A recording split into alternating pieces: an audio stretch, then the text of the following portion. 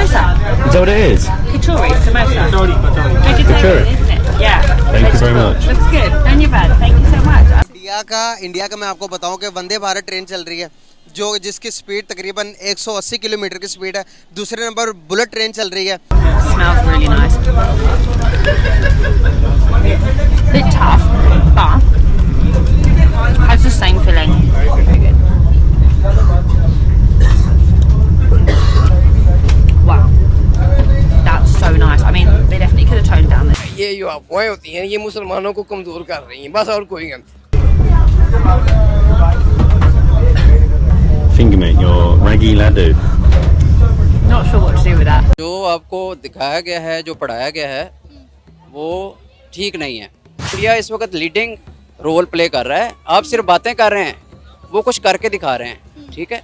कल हमारे prime minister Shahbaz शरीफ साहब आटे के थैले तकसीम कर रहे थे और इंडिया में मोदी साहब मेरे ख्याल में किसी रॉकेट का स्पेस में 37 या 36 कामयाब तजर्बा वो कर रहे थे। 36 सैटेलाइट्स भेजी उन्होंने खला में। अपना जीरा राइस भाई साहब, पनीर की सब्जी देखते हैं भाई साहब क्या है। ओ भाई साहब, दाल भी। इसके साथ साथ हमको मिला है हॉल्स का मिक्स्ड पिकल, तो नागपुरी कंपनी का मस्त क्लासिक दही। ये कारगिल का आपने नाम सुना होगा। कारगिल बॉर्डर पे इंडिया वाले ट्रक लेके आते हैं। इंडिया वाले कारगिल बॉर्डर पे ट्रक लेके आते हैं, पाकिस्तानी फौज गधा गाड़ी पे जाते हैं। ये तरक्की हो गया गिलगित बल्तिस्तान में। देख सकते हैं भाई, इसमें यहाँ पे जीरा राइस दिया हुआ है इन लोगों ने, नॉर्मल राइस नहीं है।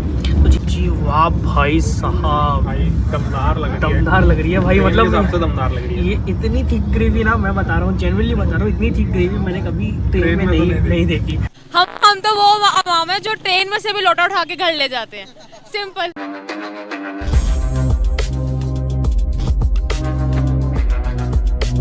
जैसे कि आपको क्या लगता है कि कौन से मुल्क का रेलवे निज़ाम सबसे बेटर है, पाकिस्तान का या फिर इंडिया का? इंडिया का।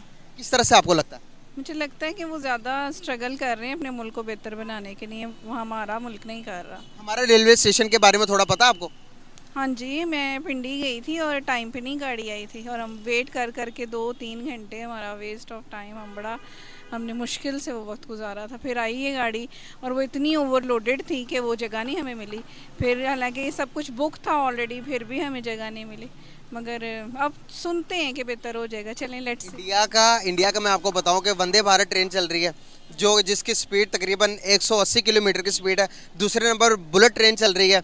इंडिया का जो अभी ट्रेन का निज़ाम है वो दुनिया का नंबर 1 हो गया, नंबर 1 पर आ गया। वो इस किस्म का स्ट्रगल कर रहा है। नरेंद्र मोदी जब से इंडिया का जो प्राइम मिनिस्टर है, वो जब से आया कि निज़ाम ही चेंज कर दिया पूरे इंडिया का। क्या समझती हैं कि पाकिस्तान को इस तरह का कब लीडर मिलेगा जो कि पाकिस्तान के भी पूरे नक्शे को चेंज कर देगा? दुआ ही कर सकते हैं। आपको क्या लगता है कौन होगा? पता नहीं कौन होगा, ये तो कुछ भी नहीं कह सकते। इमरान खान को कहा था, उसका भी बुरा हाल निकला है।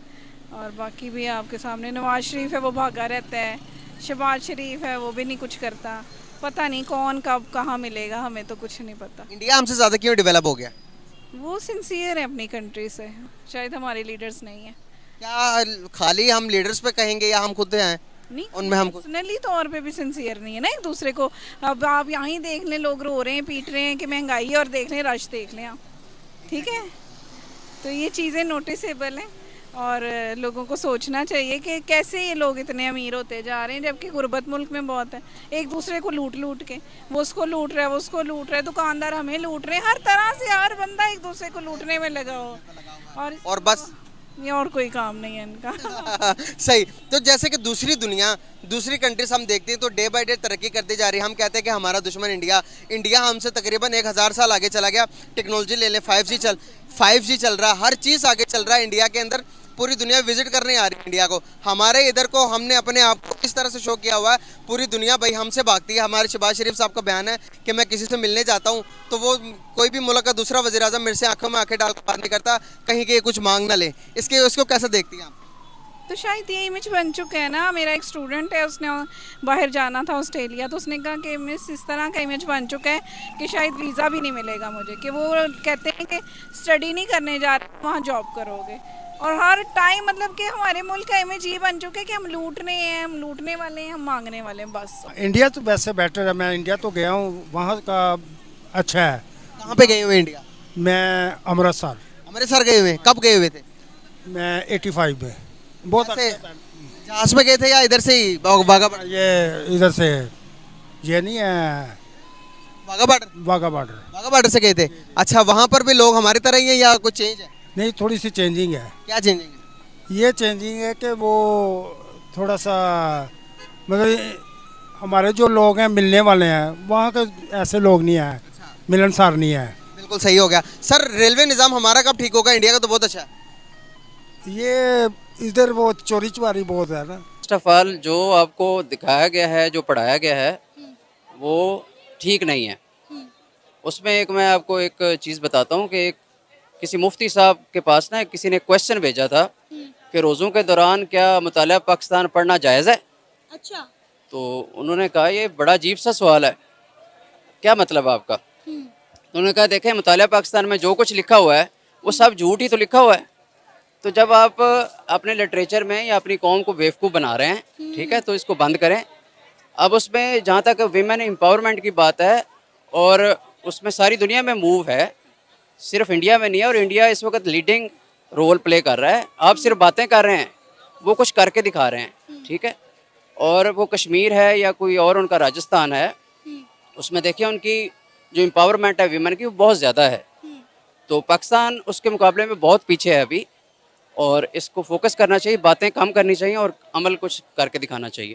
सर आप देखिए, ये छोटी बात तो नहीं है ना कि वहाँ पे एक टेलरिंग के घर से ताल्लुक़ रखने वाली बच्ची, जिसका बाप जो है वो दर्जी था, टेलरिंग का काम करता था, उसे शुरू में पढ़ने लिखने में जो है मुश्किलात का सामना करना पड़ा। डेफिनेटली उसके घर वाले जो हैं वो उसकी फ़ीस अफोर्ड नहीं कर पा रहे थे, लेकिन उसके बावजूद भी उन्होंने अपनी बेटी को पढ़ाया, और आज उस बेटी ने जो है, मैं कहती हूँ, तारीख रकम कर ली है कि हिंदुस्तानी अदलिया में वो जज बन गई है। देखिए, हम कहते हैं कि वहाँ पे ख़वातीन को दबाया जाता है, उनको उनके राइट्स नहीं मिलते, उनकी इज़्ज़तें पामाल की जाती हैं। अगर जम्मू कश्मीर में ये सब कुछ हो रहा है, तो वहाँ पे कैसे एक मामूली से दर्जी की बेटी जो है आज एक अदलिया में जज बन के बैठ गई है? देखें, एग्जैजरेटेड जो क्लिप्स हैं ना, उसके ऊपर मत जाएं। मैं आपको पहले कह रहा हूँ, जो एग्जैजरेशन होती हैं, ये जब दो मुल्क आपस में in the state of war होते हैं, तो वो इस तरह के एग्जैजरेशन ज़ाहिर करते हैं, लेकिन वो एग्जैजरेशन कहाँ तक काम आएगी, वो आपको जब फैक्ट्स आपके सामने आएंगे ना, इस तरह के, जैसे एक लड़की है, आम से घर से है और वो जज बन गई है, तो देखें ये फैक्ट्स हैं, ठीक है। आप जितना मर्जी प्रोपोगेट कर लें कि वो वहाँ पे बड़े जुल्म हो रहे हैं, लेकिन एक्चुअल में रियलिटी तो ये है ना। आप उसका मुकाबला करें ना, आप बजाय इसके कि आप बातें करें कि हमने उनको ये कर दिया या वो वहाँ पे वो कर रहे हैं। तो जो एक चीज़ सामने आई है, आप उसको फेस करें, उसको कबूल करें, और अपने मुल्क में अपनी जो बेटियाँ हैं, अपनी जो आपकी औरतें हैं, उनको एम्पावर करें। सर 70 सालों से तो हमें यही बताया जा रहा है, यही दिखाया जा रहा है, और इसी मसले को लेकर जो है हम इंडिया के साथ लड़ रहे हैं, भिड़ रहे हैं। वहाँ से बयानबाजी होती है, यहाँ से बयानबाजी होती है। हम कहते हैं कि जी कश्मीर बनेगा पाकिस्तान, इंडिया कहता है कश्मीर बनेगा हिंदुस्तान, और हम कहते हैं कि जी कश्मीर पाकिस्तान की शार आ गया। देखें, वही मैं बात दोबारा से आपको रिपीट करूँगा कि इस वक्त जो इंडिया की लीडरशिप है, आप उसको देखें कि वो एक बड़ा मीडियम घर से, वो ख़ुद भी जो प्राइम मिनिस्टर इस वक्त है वहाँ पे, वो भी एक बड़ा छोटे लेवल के घर से है, और उसने देखें दुनिया को हैरान कर दिया। और जिस तरह के वो चीज़ें, जिस तरीके से वो लीड कर रहा है, हम तो सिर्फ बातें कर रहे हैं ना, तो हमें वो कैपेसिटी नहीं है, हमें वो जज्बा नहीं है हमारे हुक्मरानों में भी। इनको चाहिए कि उसको ही कम से कम फॉलो कर लें।